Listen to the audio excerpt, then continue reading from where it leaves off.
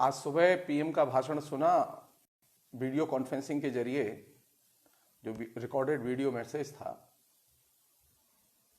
लोगों का मनोबल बढ़ाने के लिए यह भाषण ठीक है, लेकिन एक्चुअल में धरातल पर क्या किया जाए, यह हमारी चिंता का मूल विषय है।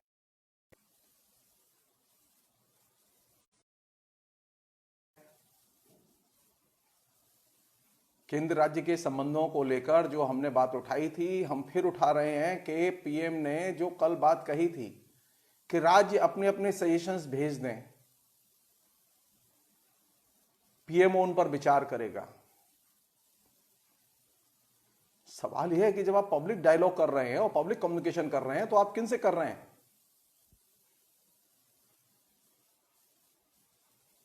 लोगों का मनोबल बढ़ाया जाए, ये ठीक है, ये काम करना चाहिए, लेकिन यह काम तो मीडिया भी कर सकता है। मीडिया को सख्त हिदायतें दी जानी चाहिए पीएमओ की तरफ से कि लोगों के मनोबल को बढ़ाए जाने वाले कार्यक्रम अधिक से अधिक आयोजित किए जाएं, जिससे कि लोगों को साइकोलॉजिकल बूस्ट मिले। ऐसे कार्यक्रम न किए जाएं जो कि लोगों में भय का संचार करें। पीएम का यह काम बुनियादी तौर पर नहीं है।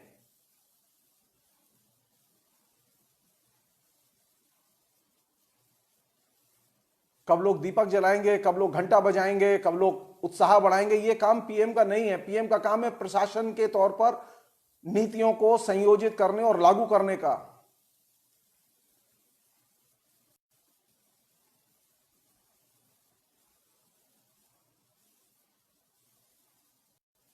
आपने एक आपदा प्रबंधन कानून लागू किया है और उस आपदा प्रबंधन कानून के जरिए आपने लॉकडाउन लागू किया है, और लॉकडाउन में आपने यह साफ कहा है कि जो एसेंशियल सर्विसेज हैं उन्हें बाधित नहीं किया जाएगा। उसमें मेडिकल सर्विसेज भी आती हैं। सवाल यह है कि जब केरल हाईकोर्ट ने यह ऑर्डर दे दिया कि कर्नाटका सरकार केरल से जुड़ा हुआ अपना बॉर्डर बंद नहीं कर सकती, उसे खोलना होगा, और खासतौर पर इमरजेंसी मेडिकल सेवाओं के लिए,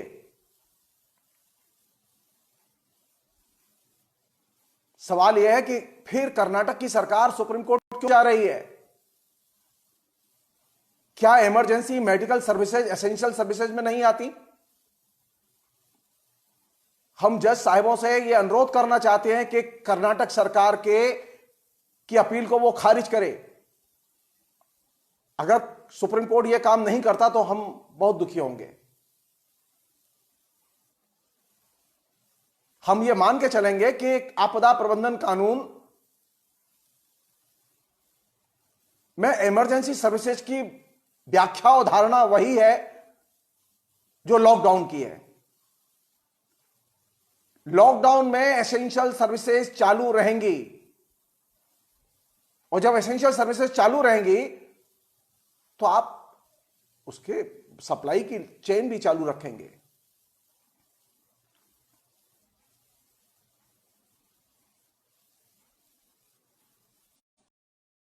मुख्यमंत्री ने क्या मांग की है?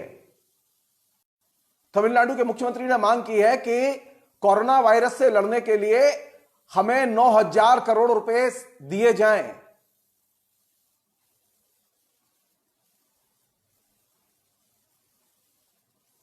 कोई एक्शन है?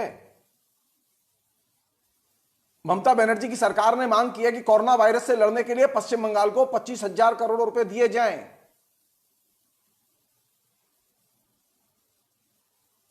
कोई एक्शन है? विभिन्न राज्य सरकारें अपनी जरूरतें भेज रही हैं लिख लिख कर, लेकिन पब्लिक डोमेन में उसकी कोई जानकारी नहीं है कि केंद्र सरकार उन पर क्या एक्शन ले रही है, और यह बहुत चिंता की चीज है।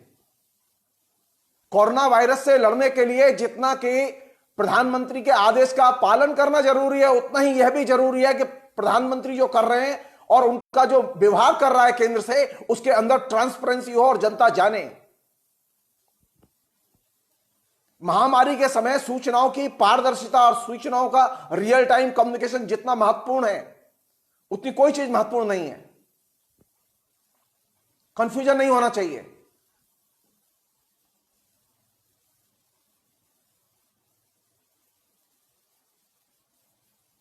आप दो चीजें एक साथ नहीं कर सकते। आप आपदा प्रबंधन कानून को भी लागू करना चाहते हैं और एसेंशियल सर्विसेज को भी चालू नहीं होने देना चाहते। यह कैसे हो सकता है?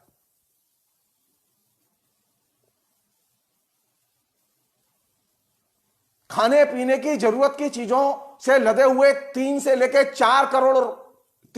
4 लाख ट्रक अभी भी रास्ते में खड़े हुए हैं, जिनको कि चलने की अनुमति नहीं दी गई है। क्यों? क्योंकि आपदा प्रबंधन कानून में लिखा हुआ है रेल, हवाई और सड़क मार्ग पर ट्रांसपोर्टेशन बंद। अरे भाई, इस ट्रांसपोर्टेशन को खोलो। जो एसेंशियल सर्विसेज के लिए, इमरजेंसी सर्विसेज के लिए ट्रांसपोर्टेशन को खोलो। केरल में 7 लोग अब तक मर चुके हैं। इमरजेंसी पेशेंट मर चुके हैं जो कि कर्नाटक में दर्ज थे इलाज के लिए। वो दोबारा अपने इलाज के लिए नहीं जा पाए इमरजेंसी में। ये मौतें किसके खाते में लिखी जाएंगी? निश्चित तौर पर भगवान के खाते में मौत नहीं लिखी जाएंगी। हम लोगों ने किया यह है कि हमने एक ऐसा माहौल तैयार किया है कि अब कानून का मतलब ब्लाइंडली कानून लागू करना है।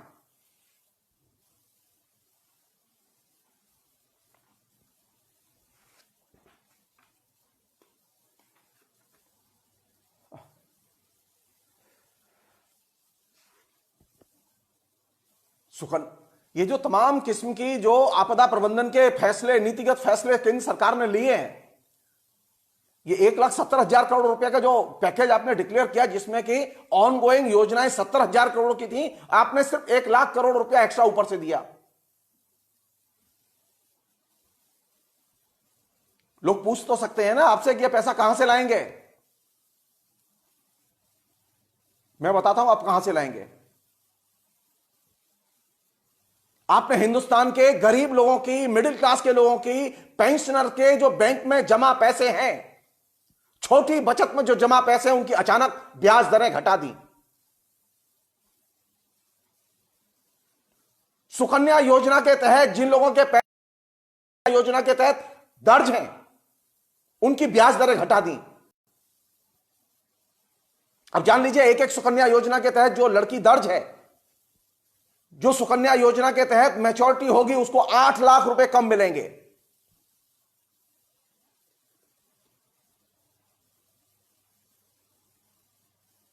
ये कोरोना वायरस से जितना फिजिकल नुकसान होगा, उससे आर्थिक नुकसान उससे ज्यादा, कई गुना ज्यादा होगा, और शुरुआत उसकी हो चुकी है। आपने किया यह है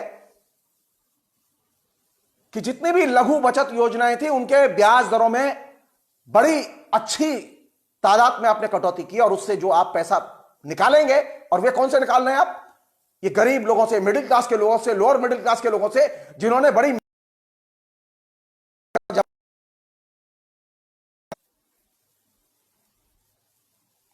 यह अन्याय है, यह न्याय नहीं है।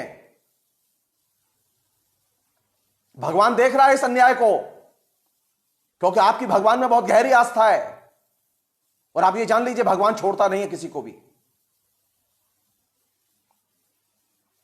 गरीबों की लघु बचत योजनाओं का ब्याज घटा के, फिक्स डिपॉजिट का ब्याज घटा के, आप हिंदुस्तान के लोगों के बैंक में जमा, विभिन्न बचत खातों में जमा पैसे पर एक तरह से हस्तक्षेप कर रहे हैं। ये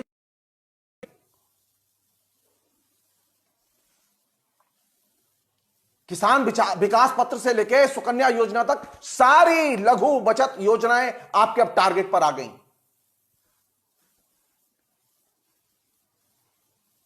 और ऊपर से आपके भक्त सुप्रीम कोर्ट में जाके ये पिटीशन दायर कर रहे हैं कि अब देश में आर्थिक आपातकाल लागू कर दिया जाए।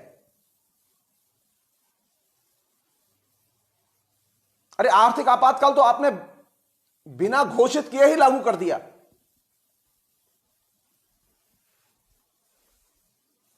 आप जो 1,70,000 करोड़ रुपया खर्च कर रहे थे वो आप लाते दूसरे मदों से, लेकिन आप दूसरे मदों से नहीं लाए। आपने लघु बचत योजनाओं में ब्याज की कटौती करके आपने पैसा निकाला, जो कि गलत किया आपने। जो लोग इस चीज को सुन रहे हैं वो लोग समझें इस बात को, क्या जब लोग महामारी से पीड़ित हो, प्रभावित हो, उनकी पूरी इकोनॉमी ध्वस्त हो चुकी हो, उस समय जो उनकी बचत है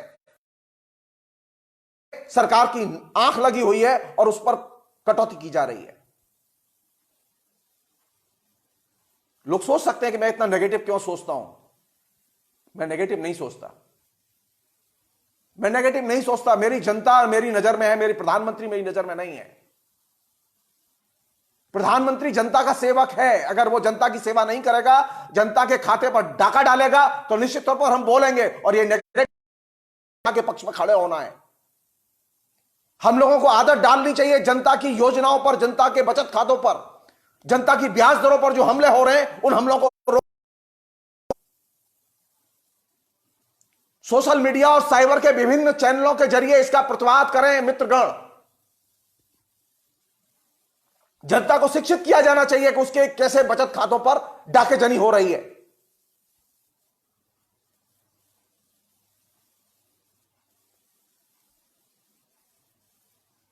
आप लोगों से सहयोग मांगिए, लोगों से कहिए चंदा दीजिए, लोग चंदा देंगे आपको। लेकिन आप लोगों के बचत खातों पर जो ब्याज दरें हैं उन्हें कम मत कीजिए।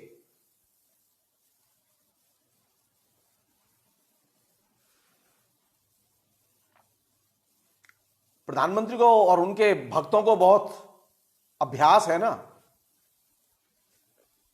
बोलने का।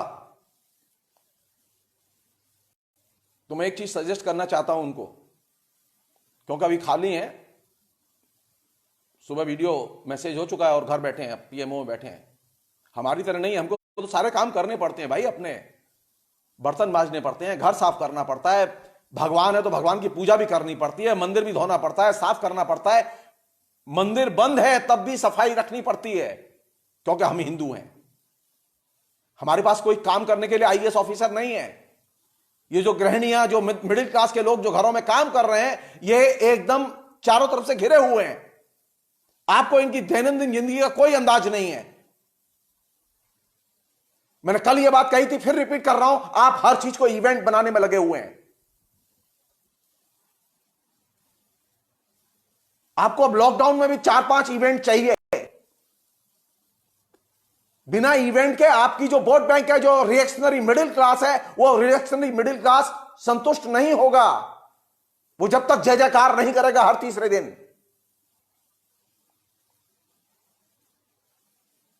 अभी भी समय है, हम लोग गंभीर बने, हमारे शासक गंभीर बने। 50 से ज्यादा लोग मर चुके हैं।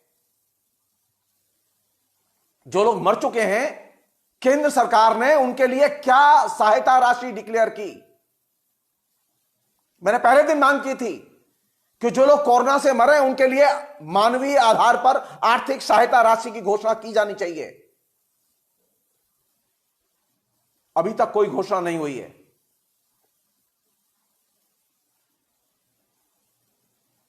अरे कुछ देर के लिए तो सोचो, कुछ देर के लिए तो इवेंट से बाहर निकलो। थाली बजाने, घंटा बजाने, टॉर्च लाइट जलाने, दिए जलाने, दिए जल जाएंगे दीपावली के बाद। आप ये सोचिए कि पूरा देश अंधकार में जा रहा है, आर्थिक ढांचा उसका टूट चुका है। इस शंख घंटा घड़ियाल बजाने से, मंदिरों में पूजा करने से, इवेंट से इकोनॉमी रिवाइव नहीं होती। जर्मन के एक बहुत बड़े इंटेलेक्चुअल थे एरिक फ्रॉम, जो किसी वजह से हिटलर के हाथों से बच गए थे। बहुत शानदार जीनियस थे, बहुत कुछ लिखा है उन्होंने, बहुत अच्छा। उनकी एक किताब है, मैं चाहूंगा आप लोग पढ़ें, और प्रधानमंत्री खासतौर पर पढ़ें। प्रधानमंत्री की शिक्षा के लिए जरूरी है, हिंदुस्तान के जजों की शिक्षा के लिए जरूरी है। किताब का नाम था आर्ट ऑफ लिसनिंग, सुनने की कला। बोलने की कला नहीं, सुनने की कला विकसित कीजिए। सुप्रीम कोर्ट के एक सीनियर वकील हैं, अंजना प्रकाश, उन्होंने जजों के लिए एक चिट्ठी लिखी है। मुझे अच्छा लगा कि कम से कम एक सीनियर वकील ने किसी अच्छे मार्क्सिस्ट इंटेलेक्चुअल का, उसकी उस किताब का जो कि बहुत महत्वपूर्ण किताब थी, आर्ट ऑफ लिसनिंग, उसका जिक्र किया कि उसे पढ़ा जाना चाहिए।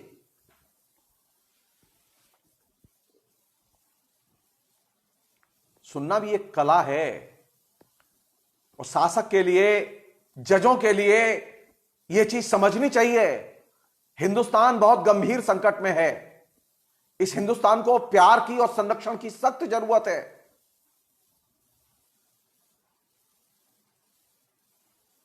इस हिंदुस्तान को, लोगों को, हर नागरिक को आर्थिक मदद की सख्त जरूरत है। हम लोगों के खातों में हस्तक्षेप करना, वहां से पैसे निकालना, उनके ब्याज दरों में कटौती करना बंद कर दें। और जब राज्य सरकारें जो डिमांड कर रही हैं, उन डिमांड्स के बारे में रियल टाइम में फैसले होने चाहिए। मसलन अगर तमिलनाडु सरकार ने 9,000 करोड़ रुपए की मांग की है, तो हो सकता है कि आप उनके पूरे के पूरे प्रस्ताव से सहमत न हो, आप यही कह, लेकिन भेजिए।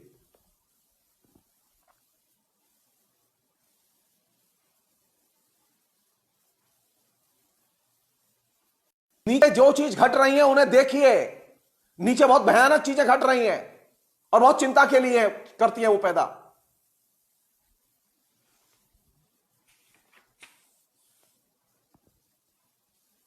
मैं एक सिर्फ उदाहरण दे रहा हूं। प्रधानमंत्री अगर उन घटनाओं को एड्रेस करेंगे ठीक से, तो जनता समझेगी एक शंख, घंटा, घड़ियाल बजाने और दीपक जलाने हैं।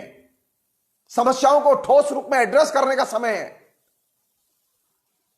वास्तविकता यह है कि हिंदुस्तान का समाज जमीनी धरातल पर जातियों और धर्मों के बीच में पूरी तरह से विभाजित है। और इस महामारी में भी लोग विभाजन के जो रूप समाज में प्रचलित है, उनसे निकल नहीं पा रहे हैं। मैं एक घटना को नोटिस में लाना चाहता हूं जो अमृतसर में घटी है। अमृतसर में एक ग्रंथी को, जो कोरोना वायरस से पीड़ित था, वो मर गया। जब पुलिस उसका अंतिम संस्कार करने के लिए उसके गांव ले गई, तो गांव के लोगों ने उसका गांव में अंतिम संस्कार नहीं करने दिया। गांव में जो श्मशान थे उस पर अंतिम संस्कार नहीं करने दिया। और खबर पढ़ के मुझे बहुत तकलीफ हुई कि गांव में कई श्मशान हैं।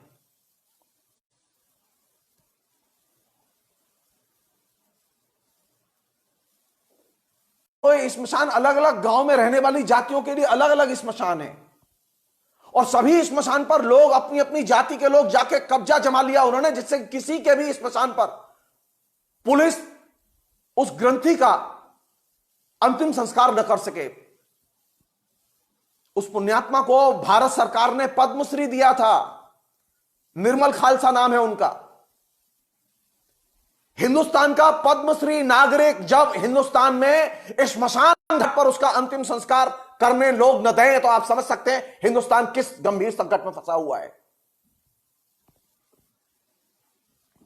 पुलिस गांव के लोगों को समझा नहीं पाई प्यार से, क्योंकि उन्होंने कब्जे जमा लिए थे अपने अपने शमशान पर।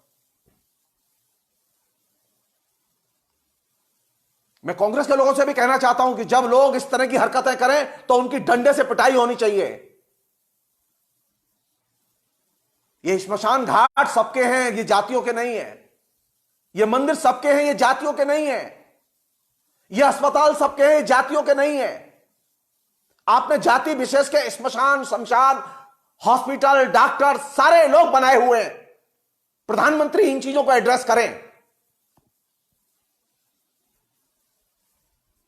मैंने जब से ये खबर पढ़ी, मैं एकदम बेचैन था। मैं सोच नहीं पा रहा था मैं क्या कहूं। मेरा देश एक ऐसा देश बना है जिसमें शमशान घाट भी जातियों के लिए फिक्स है।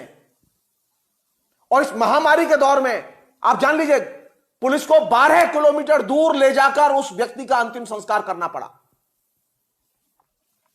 पुलिस जो काम बहुत इजीली कर सकती थी, वहां से लोगों को पीट के हटा सकती थी। मैं पहला व्यक्ति होता जो इस बात का समर्थन करता।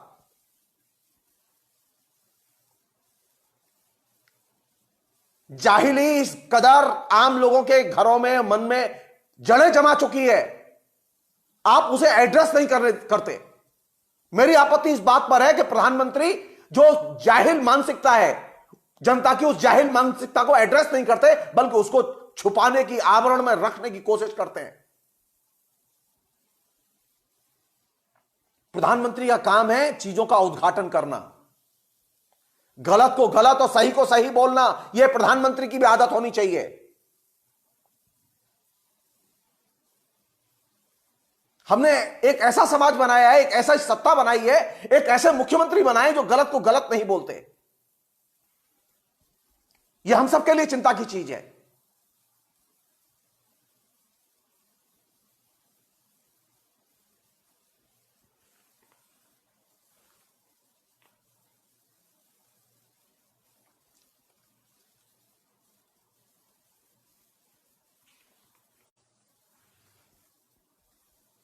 मैं एक आखिरी बात और कहना चाहता हूं फिलहाल, बाकी मैं बाद में कहूंगा, क्योंकि मैंने अभी तक नाश्ता नहीं किया है। मुझे नाश्ता भी करना है, मुझे अपने और भी काम करने हैं।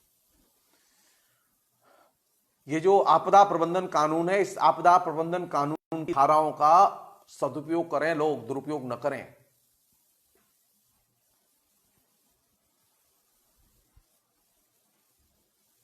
विभिन्न राज्य सरकारें अपने अपने तरीके से इसका दुरुपयोग कर रही हैं।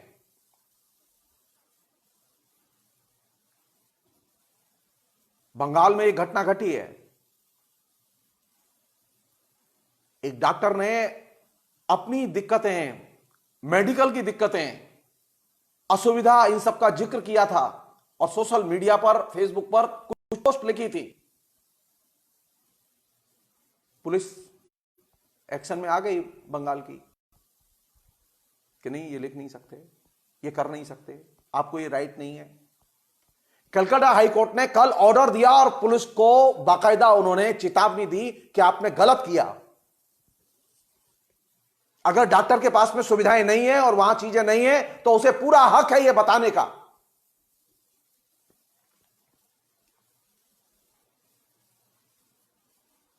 मैं जो चीज कहना चाहता हूं वो यह कि आपदा प्रबंधन कानून का राज्य सरकारें दुरुपयोग न करें, केंद्र सरकार दुरुपयोग न करे। हमारे यहां कानून का दुरुपयोग करने की मानसिकता पहले से है। ऐसे लोग हैं जो कानून का दुरुपयोग करते हैं।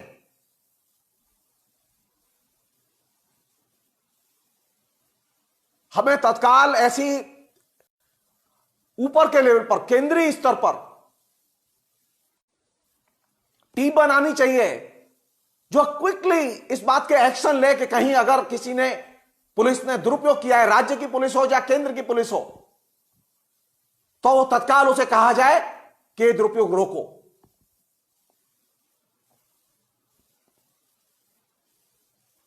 और अंत में, इमरजेंसी मेडिकल सर्विसेज के लिए कर्नाटक का बॉर्डर खोल दो।